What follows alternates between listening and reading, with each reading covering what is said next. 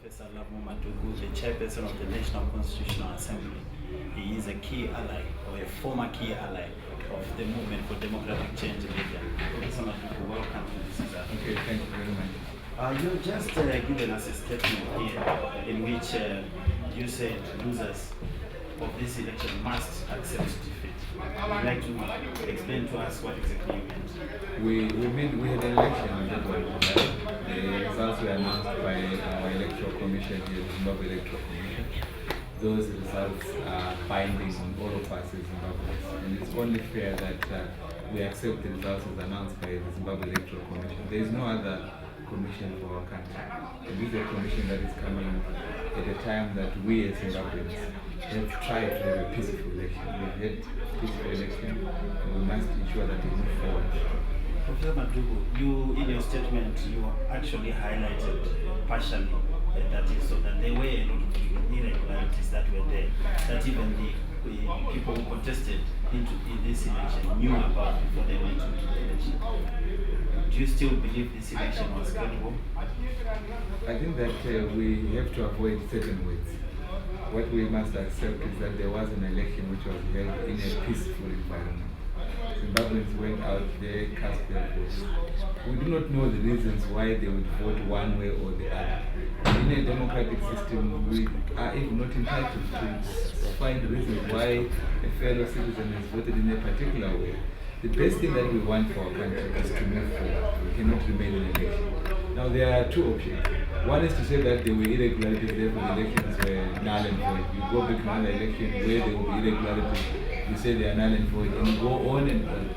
The other option is to say there has been an election, there might have been unfairness here and there, there are irregularities here and there, you accept the results for that election, try to work on those irregularities for the next election. Get another election in 5 years.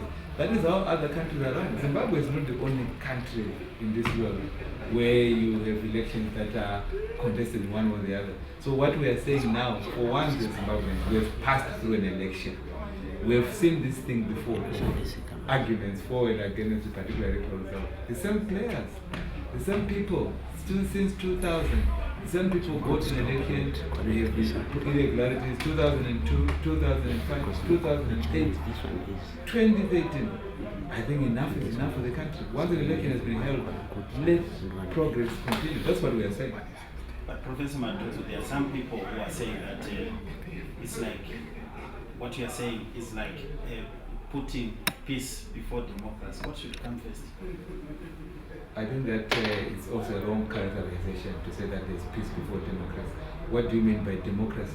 I mean, those who say we are putting peace before democracy actually assume that the electoral result will be different in a so-called democracy. But once we have a peaceful election, that peaceful election in itself is democratic. There are other elements that come in, the fairness of it. I think the persons who participated in this election never wanted a fair election. The issues that are being raised now about the election were very clear before participation. If anyone were serious about participating in a fair election, they should not have participated. So those who say that democracy before peace knew very well. I mean, there was no voters' roll, for example, that they had a copy of. They had no access to the public media before they voted. But on the day of the election, the Prime Minister, when he was casting his vote at Mount Pleasant, he spoke to the whole world and said that he was expecting that was the end of ZANU-PF, that he was going to win resoundingly. He kept with that spirit even during the campaign. A day before the election, 2 days before the election, he addressed a rally, a big rally in Harare, which was called a crossover rally. He spoke quite very confidently, saying that they were burying ZANU-PF and so forth. Were the conditions different on the day of the crossover rally, when they held the rally on, what was that day? That was on 29 July. So we cannot allow such a person, when he first then gets the results coming out, he says, no, these were not free elections. But if we had not counted the results and we had kept them in their ballots, and then asked Tsvangirai to speak out to the world, he would have said, okay, wait until you get the results coming out of those boxes. I have won, I'm going to be the next president. You open the boxes, the results are not going his way, and that is very dangerous for the country. there is more to this country than President and Morgan Tsvangirai. What is more to this country is the peace that prevails. So if you were to ask me to say, what do you do now? That's why we've issued a statement which says, let's move forward. And we'll get another election in 5 years. And we'll try and rectify these things. Professor Madhuku, how do you envisage that the country will move forward when you have one part of the candidates complaining that this election was not fair? And it's not just the MDC led by Prime Minister Morgan Tsvangirai, your former ally. There are also other participants, like for example the smaller MDC party, even ZAP, they've also been complaining. How do you see the country moving forward with such a situation? There is more to this country than candidates in an election. Those were the candidates in the election complaining. But the country is not bound by its candidates. You know, participating in elections is a voluntary exercise. There was a call that there would be an election. Those who want to be president, please come forward. People put their name forward. They became candidates, but they are not the country. And then that process of an election is over. And we must move forward. We will look for candidates in the future. The country will move forward. I think that it's a mistake to think that those who get defeated in elections, they hold the key to the country. I think it will be a mistake if those people will be governing. If they can't govern, then they must tell the people that we won an election, but we cannot govern. We will be looking quite strictly at those who are in government now, and they must deliver on the bread and butter issues. If they fail to deliver, we will be up against them. That's what we should happen. So even the losers in this election must look to those who are governing and say, govern properly, and then wait for the next election. They will all be around. There will still be a Tsvangirai in 2018 if God allows that. And like all of us, people will be there. They might still be President Mugabe in 2018. There will still be this country in 2018. So our message is, we cannot. Remember, I think I must emphasize that. You remember with the 2008 election, which was again about these two candidates and the country to go to an inclusive government. The reason for that inclusive government, as we were told, was to allow those two parties to prepare for an election which would not be contested. And we were told, I mean, the reason that the fact that these candidates then participated in the election, they were announcing to all of us that they were comfortable with that arrangement after 4 years in the inclusive government. Then now I think we must say to the one of them who has lost, accept the defeat and go on, prepare for the next election. He might actually be lucky. Tsvangirai will not be the first one to contest elections over and over, losing them and then winning them later. He might win the next election. And that must be the spirit that must be encouraged in this country. For a long time, Professor Madhuku, you have been an ally of Tsvangirai and also a former member of the MDC party. What do you think Tsvangirai lost it? I think that in this particular election, he lost it by joining the inclusive government.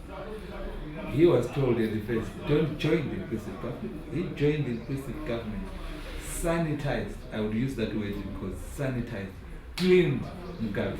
So the more Tsvangirai was seen every day sitting with the president, acknowledging that the president was the president of the country, he was making the president clean and clean. So in the eyes of the people, it was easy. Tsvangirai could not then stand again in 2013 and then start demonizing the same person that he had worked within the government, and they told him, no, he's a good solution for the country. Don't forget that at one point Morgan Tsvangirai came out and said Mugabe is part of the solution. And I'm sure this is the solution that Zimbabwe will give him. He is, according to Tsvangirai, the solution to the country. And I think that's what has happened. So he lost it by joining the inclusive government. And that is the reason. When he joined the inclusive government, he went into the inclusive government with all his key players. They were nowhere to be seen in the rural area. And that was in the inclusive government. Most of these people were still in the rural area. I know for a fact, not for speculation, that the MDC had not penetrated Mashonaland in 3 key areas: Mashonaland Central, Mashonaland West, Mashonaland East. Have you seen the turnout in those areas?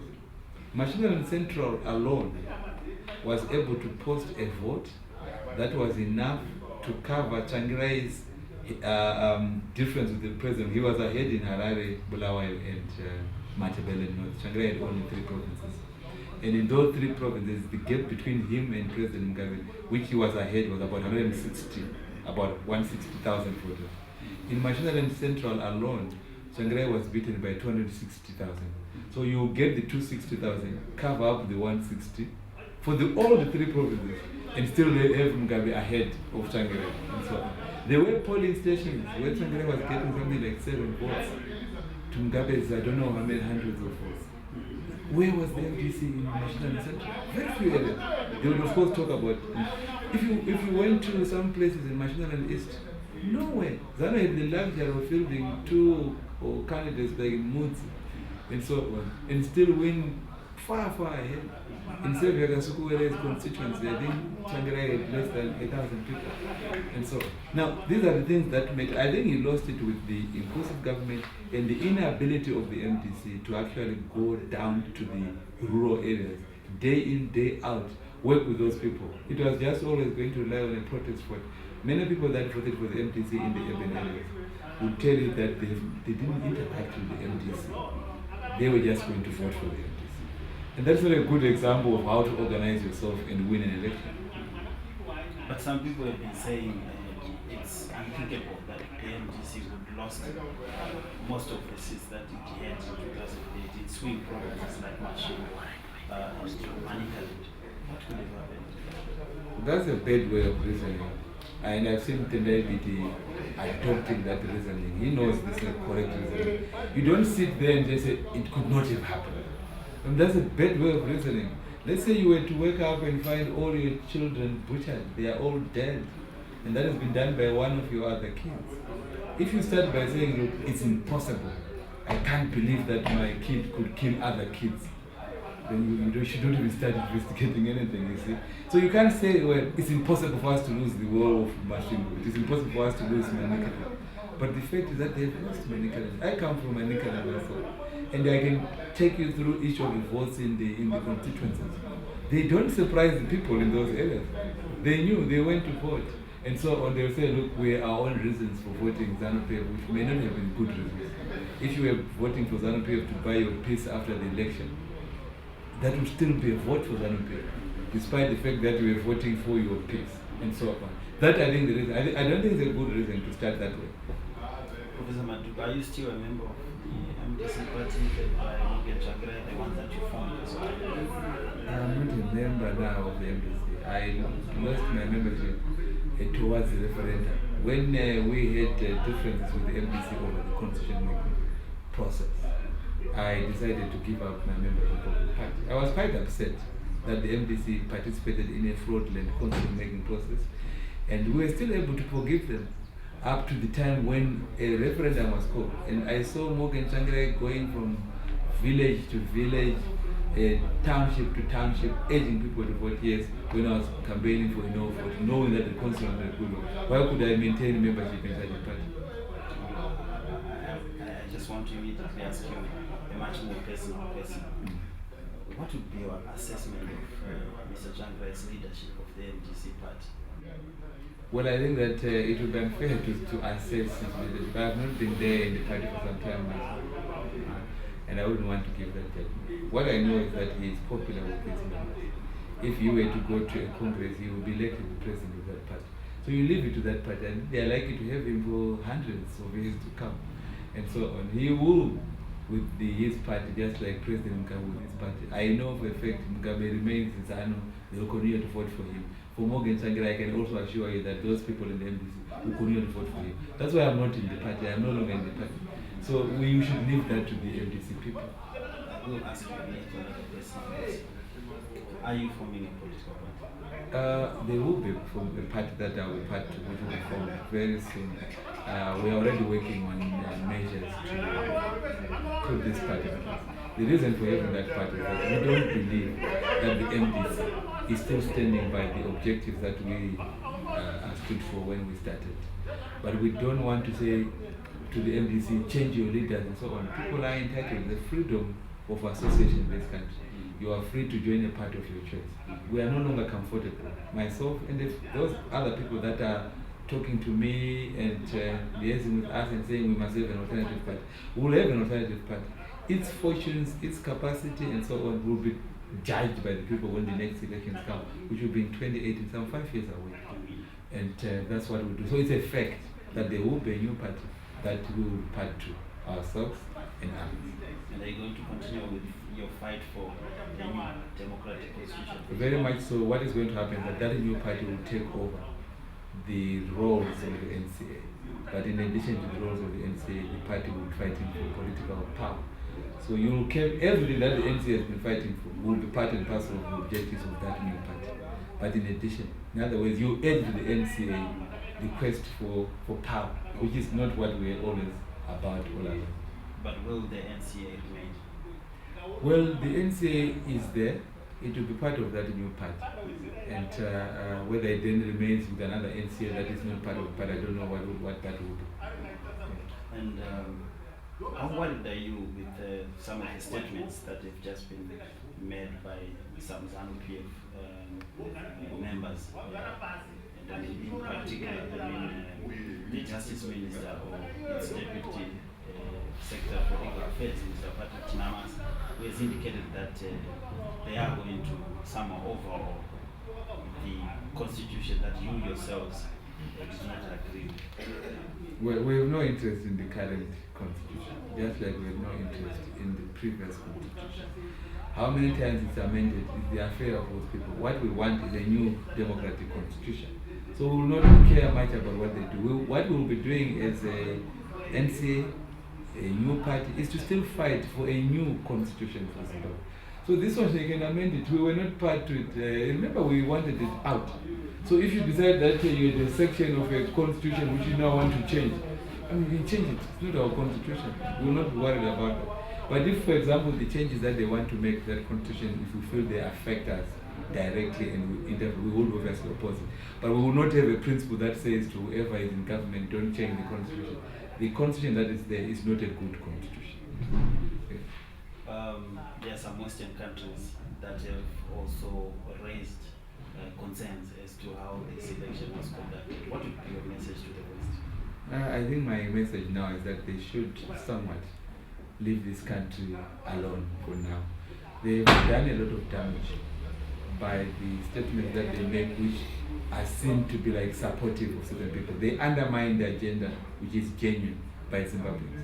For now, their statements on the election undermine the position of the MDC. It will be seen as if it is an extension or a puppet of the West. Because you see how it is coming out. The West is on one side of the MDC, Africa is on the other. Why are they being, what would they have lost if they had simply kept quiet? We are not the only country in the world. There are hundreds of other countries in the world. And I'm sure that they can leave certain things for now. They should be more strategic than that. So I would condemn their interference because it damages more than it helps. And for example, for the party that we are about to form, we don't want any sympathy, no support from the West. Please, they should just leave us to cultivate a Zimbabwean party that has nothing to do with Britain, nothing to do with the United States. We would die in the trenches. Let us be killed by our own killers here. We don't want them. Because when they interfere, they spoil. And I think this is very bad. Imagine you going now to a SADC summit with an MDC complaint, with the William Hague having spoken, with John Kerry having spoken, and so on. I mean, the African leaders meeting there, I mean, you have a congratulation from President Zuma, who was the facilitator, and you have a condemnation from the Americans. How will you handle it if you are SADC? You don't want to be seen to be going by what those guys are doing. But these are the mistakes that the Americans and the British have made since 2000. When the MDC was formed in 1999, I know that as women's period, there were no British, no American people. Somehow they came in, they started spoiling the whole thing, and they will keep doing it. For now, obviously, it will complicate the electoral system. That's how I see it. So it will be advisable for them to, I think, a bit still take the statement by the Australian minister. The Australians have actually said that they will not lift sanctions. Look at that. So they give them ammunition. And lastly, Professor Madhuku, what sort of Zimbabwe do you envisage? In other words, what sort of constitutional Zimbabwe do you envisage? Thank you very much for that question. We actually envisage a Zimbabwe that is democratic, open, with a functioning economy, where people are able to live in a decent way. But you want a democratic Zimbabwe. And that democratic Zimbabwe does not just come from the election like what we've got. We still have to fight for it. Even with the ZANU-PF government, we have to keep fighting ZANU-PF to keep open more and more space and eventually replace the kind of leadership that ZANU-PF has provided. This has been This is Africa. I've been speaking to Professor Lovemore Madhuku, the chairperson of the National Constitutional Assembly. Thank you, sir, for being with us today. Okay, thank you very much. Right. Thank you very much.